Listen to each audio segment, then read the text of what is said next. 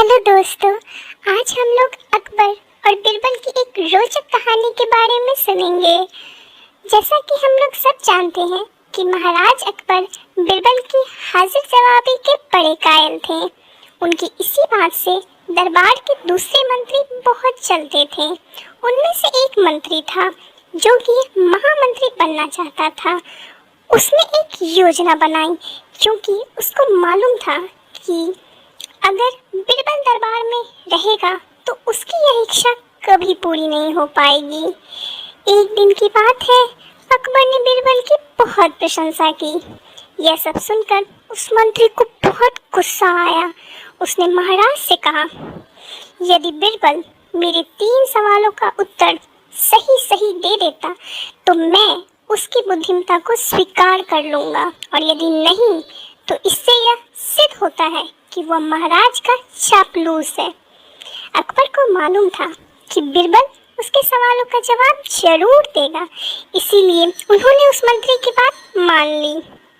उस मंत्री के 3 सवाल थे। पहला, आकाश में कितने तारे हैं? दूसरा, धरती का केंद्र कहाँ है?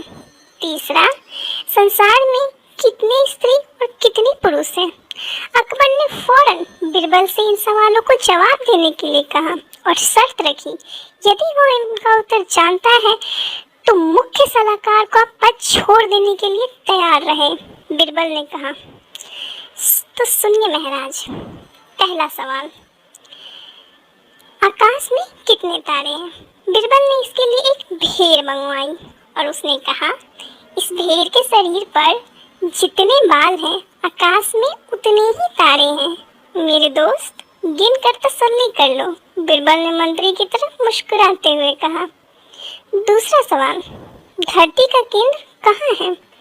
इसके लिए बिरबल ने जमीन पर कुछ लकीरें खींची और कुछ हिसाब लगाया।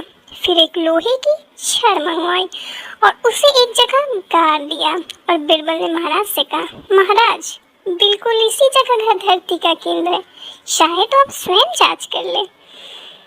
तीसरा सवाल, इसके लिए बिरबल ने कहा, इस दुनिया में कुछ ऐसे लोग हैं जो ना तो स्त्री है और ना ही पुरुष।